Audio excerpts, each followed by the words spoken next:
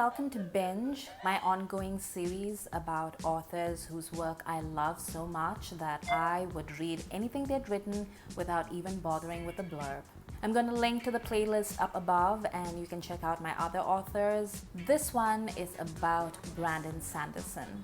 If you're here for the first time, my name is Amrita. This is my booktube. Take a look around, and if you like what you see, hit the subscribe button. So I've meant to do this video about Brandon Sanderson for a long time, but I wasn't sure how to approach it because he's written so many books that I love, and he's actually one of the reasons why I came up with the concept of Binge.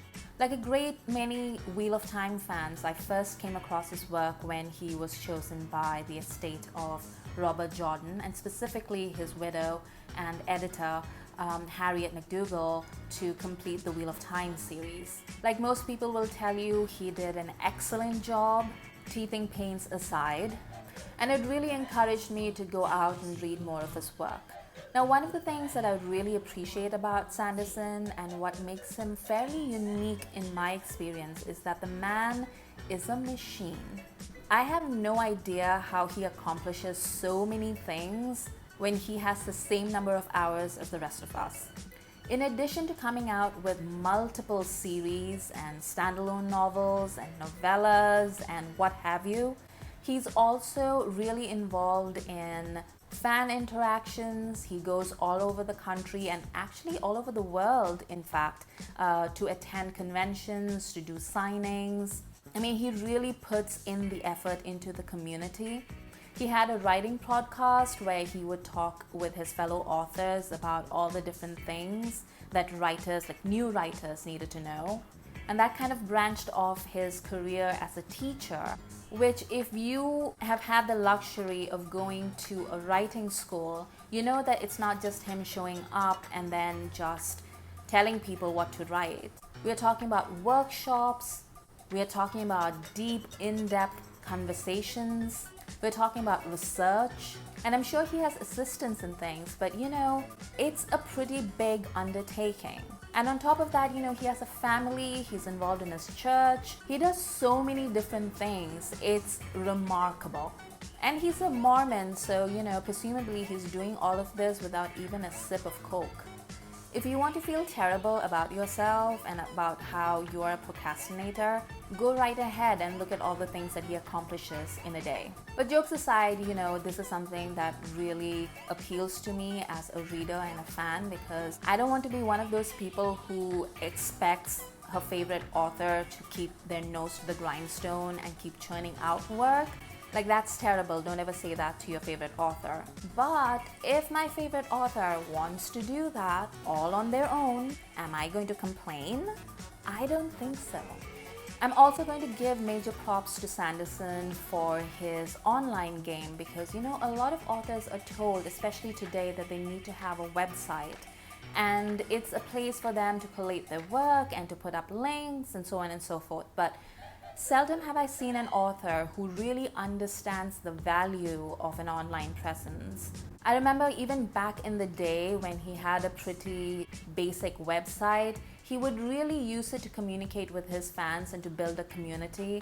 And he would have this writer-meter, which was insane to me because you could see him finish his books, like start and finish, in real time. And the meter would just go from like 0 to 25 to 80 and would just keep jumping, and you would just be like, how? I just ate a sandwich. How did you finish writing a book in the meantime? Because he's Brandon Sanderson. But if you go to his revamped website today, you'll see he has the blog area where he is updating his fans about all the community stuff. So there are Kickstarters for special editions, there are upcoming events, and so on and so forth. And then you could go into an online library where he will let you download things for free. So I think Warbreaker is available for a free download, which is a really great introduction to his style of writing. And he also has deleted scenes, and he has, you know, a whole bunch of different things like novellas and things that you can download. And his novellas are really good, by the way.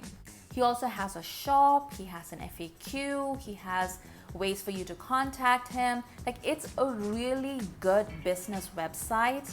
And it's a really great fan resource at the same time. And I think it's really clever, and he's one of the few people that really understands how to use tech.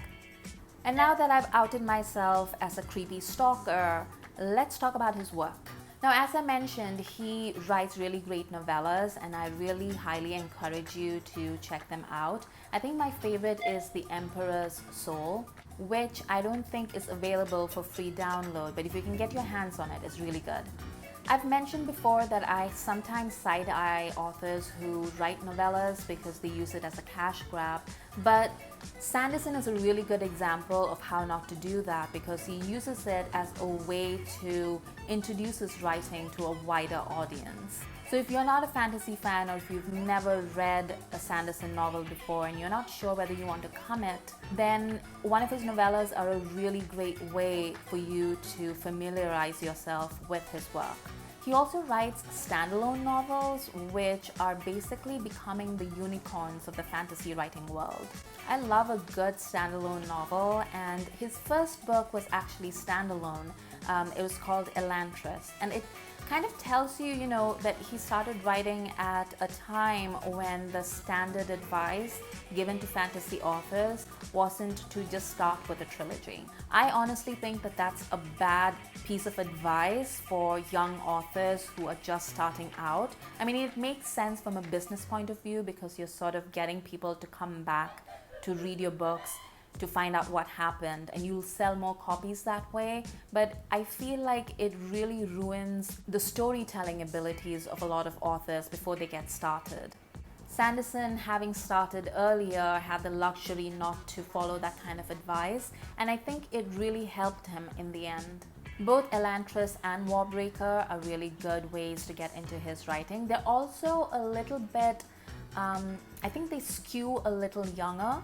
So if you're into YA, then these are pretty easy books for you to read. And for those of you who are into graphic novels or into YA, then he has several series that are meant exactly for that market. I'm not a huge fan of his YA, and I haven't gotten around to reading his graphic novels, but I will at some point. I feel like his YA tends to skew a little younger than I prefer, but he's been doing a little bit better, I think. His Skyward series is pretty classic YA, for instance. So if you're into that, you might want to sort of poke around his website and head over to Goodreads, link down below, and see what people have to say. And of course, his big series is the Stormlight Archive, which is in progress right now. And I think he intends there to be 10 books in the series, which is a lot, I won't lie. And each book is, 1,000-page doorstopper. So you are really signing up for something when you decide to start on the Stormlight Archive. So if you are sort of trying to introduce yourself to his writing, or if you are a newbie to the fantasy genre, then I wouldn't really recommend that you start with his Stormlight Archive. But I will say that it is complex, and like the best of Sanderson's writing, it has all these different threads and moments of awesome and incredible despair that transforms into incredible oh yeah moments.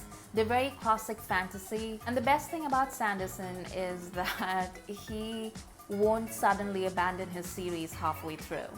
So the reason why I feel comfortable recommending this series, even though it's not yet complete, and I have a policy of being really careful of recommending series that haven't yet finished, because come on you guys, you know the deal. But you really don't have to be worried about Sanderson in that way, because the man, like I said, is a machine, and I have zero doubts whatsoever that he'll finish the archive. I'm going to link down below to his website as well as to Goodreads so that you can go and check it out. And like I said, I don't know how he does it, but I really appreciate the fact that he does do it. And if you're looking for something that's very classic fantasy, then I really recommend his work. For more videos, please hit the subscribe button.